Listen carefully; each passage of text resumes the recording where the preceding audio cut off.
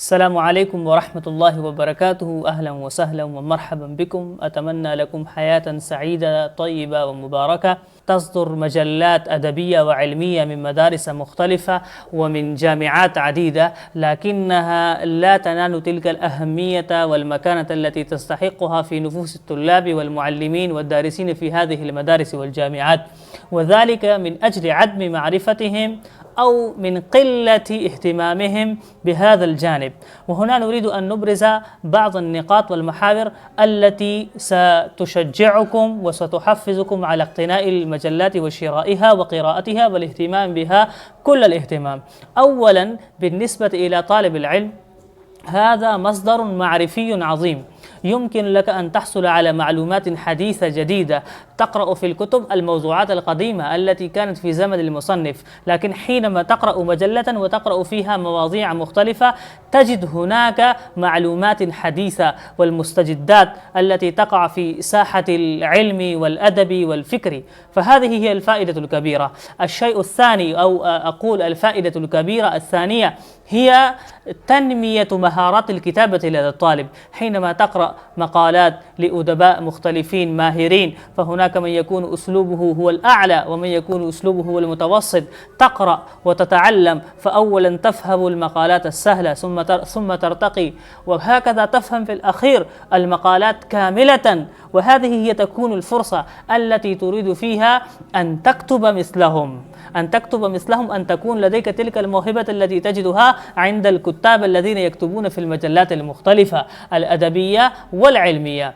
والفائدة الأخرى، إن هذه المجلات تحفزنا على المناقشة، لأنك حينما تقرأ كتابا لأديب وهو كتاب محقق وقد تم تحقيقه والبحث عنه، فربما لا تقدر أو لا تتشجع للمناقشة مع المصنف، لكن حينما تقرأ مقالا لزميلك أو صديقك أو لرجل هو في عمرك ومن أندادك، فتناقش الموضوع، تتفكر هل هذا أخذ هذه المواد أو هذه المعلومات من مصدرها الصحيح، من مصدر الموثوق، أم أن هذا الفكر الذي يقدمه الكاتب في هذه المجلات هل هو فكر صحيح صائب، أم أنه يحتاج إلى مزيد من البحث والتعمق. فهذه الأشياء تحفزنا، تعلمنا، وتجعلنا نركز على هذه المجلات وعلى اقتنائها. والحمد لله دولتنا غنية بالمجلات، فهذه مجلة الفاروق من أقدم المجلات في الجامعات والمدارس التي تخدم اللغة العربية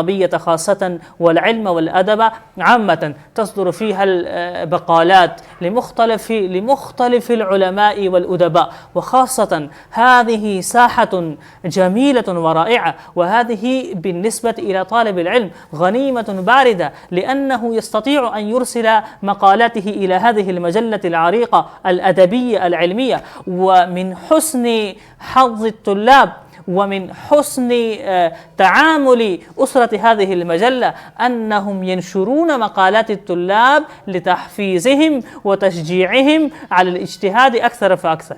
وكذلك هناك مجلة البلاغ الصادرة من دار العلوم كراتشي، ومجلة المجد الصادرة من معهد الخليل الإسلامي، ومجلة الفجر الصادرة من جامعة الشيخ، وهناك مجلة السلام التي تصدر من مدرسة بيت السلام. هذه كلها مجلات أدبية مفيدة علمية، يجب على طالب العلم أن يشتريها وأن يقرأها وأن يضعها عنده، لأن هذه المجلات تحتوي على معلومات لا نجدها في الكتب.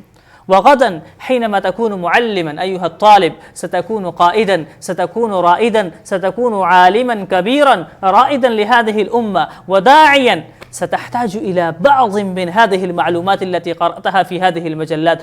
وفي حين ذاك ستقول يا ليتني احتفظت بهذه المجلات ووضعتها لدي.